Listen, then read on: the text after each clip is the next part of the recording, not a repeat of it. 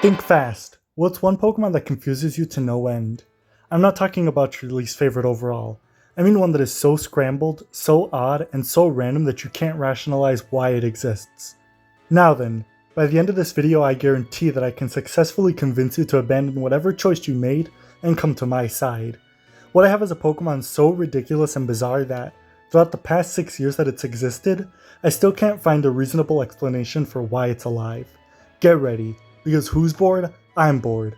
And today we'll be talking about Eternatus, bar none the most confusing legendary and, by extension, Pokemon of all. History is a good place to start for plenty of videos like this, and I don't plan on breaking the code anytime soon, but I do want to send us much further back than we have to go.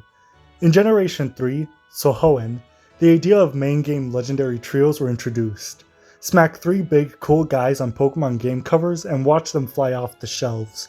While it wasn't new per se, specifically the addition of a third to the box art legends was, and I don't think it's too ridiculous to say that literally everybody loves them. Now, not everything solely relies on marketing, obviously, and the existence of third legendaries are something that also makes complete sense in concept. The rule of threes is basic in literally any art and character design course ever. Even in Pokemon, the starter trio is a thing that have existed since the beginning. Jump to present day, which in this case is 2003, and you have Kyogre and Groudon who represent sea and land. Completing this is easy, just add a force that resides in the sky. In Gen 4 we had Dialga and Palkia who represented time and space. You can't really complete this with a third, so they added something that they could. By adding Giratina, the third, they also had the trio represent the states of matter, clearly shown by their types. I swear this is getting somewhere, so don't run away. Generation 7 was the first to break this code in an interesting way, by instead introducing an antagonist to the legendary duo with Necrozma. He isn't necessarily designed to complete an idea, and is rather there to complete a story. Solgaleo represented the sun and the moon, and Necrozma quite literally represented the death of all light. It's such a cool way to spin the formula without making it unrecognizable, and it was needless to say that Sword and Shield was positioning for an unpredictable trio.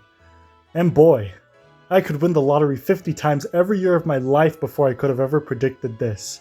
Ladies and gentlemen, say hello to whatever this thing is.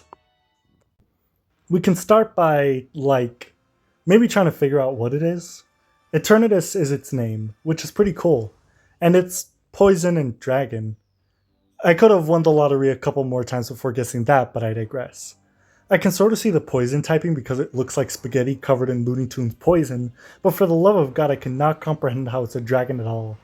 I guess it's vaguely serpent-shaped, but that shouldn't be enough. Its design is, with heavy quotations, clearly based off a skeleton, which I guess vaguely relates enough to the poison type, but I'm really stretching at this point. Things get slightly weirder when we look at the Pokemon cards, where it's either Dragon, Psychic, which is usually used for poison, or Dark? I mean, it would have made more sense than those other two, but Dark type is never used for Eternatus in literally any other context, anywhere else in the series.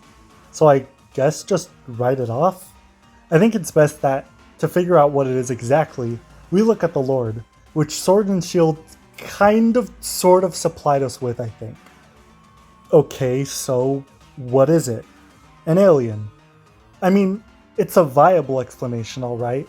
It certainly looks like something that shouldn't exist on our planet, but it's also specifically the Pokemon that causes the Dynamax phenomenon in Galar, and now weirdly in Pokemon Go.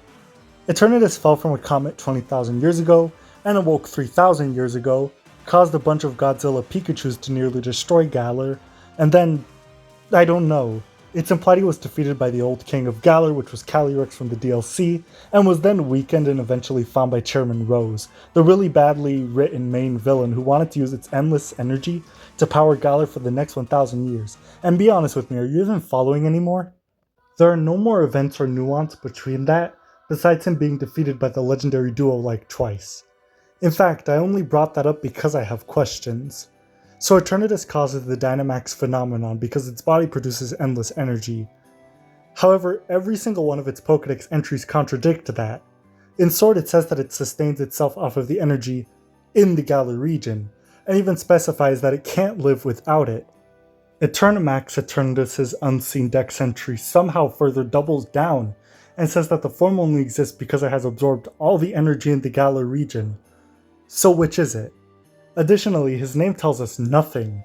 Eternatus comes from eternal, which has nothing to do with anything I've said, and Thanatos, the Greek personification of death, which we've covered that he inexplicably looks like a skeleton. I feel like, so far, I've done a great job at painting just how disjointed Eternatus feels. He's the Dynamax Pokemon, he's an alien, he's a poisonous dragon, he's a skeleton, and he has an endless energy repository that needs energy from outside sources to survive. And we haven't even talked about the most confusing part, Eternamax Eternatus. See, Eternatus can't Dynamax nor Gigantamax, but he can do something really similar and totally pointless, which is Eternamax, a phenomenon that is completely unexplained, only used by one Pokemon, and literally means nothing. I once again don't get the insistence on Eternatus being related to eternity. I'm losing my mind trying to figure it out. Eternamax Eternatus is pretty much just an excuse for Eternatus to have a big form that makes him look cool, and gives an admittedly cool and threatening boss fight. That's totally fine, except for the fact that it's completely unobtainable, period. In fact, this is a rabbit hole on its own. While you can hack Eternamax Eternatus into your game and add it to your party, it is 1. Not a Dynamaxed Pokemon, and 2. Completely and utterly busted. I'll try to boil this down for people who don't get Pokemon stats. What you're seeing on screen completely outclasses the greatest Pokemon ever, like Mewtwo and Arceus, by a lot. It is, and I can't stress this enough, ridiculous. I'm not done. Why is it a giant hand? This time I have no guesses and don't even know where to start looking. Each finger is a dragon head, which is a cool way to explain the whole dragon thing. But why the hand? Seriously, I will take guesses in the comments. I don't have a conclusion to this point. Hilariously, in the official Pokédex guidebook released a year or two ago, Eternamax Eternatus was just removed, along with Ash Greninja, probably because they were both failed experiments that were utterly busted. But I suppose it doesn't really matter, right? Eternatus will forever stand as the most confusing Pokemon ever created, and something tells me that I probably won't be knocked from its throne anytime soon. I guess the only way to end this video is to maybe try and figure out why Eternatus is so confusing. And I think it's what made the rest of Sword and Shield feel so unfocused. 1,000 ideas and no order to them. So much ambition, but no substance. Eternatus isn't an idea that's bad or couldn't have worked, but he feels like 15 different Pokemon fighting for the body of one. He's a literal mistake. And while I don't hate him, it's impossible to deny that him being the third to a duo of weapon dogs is an extremely confusing choice.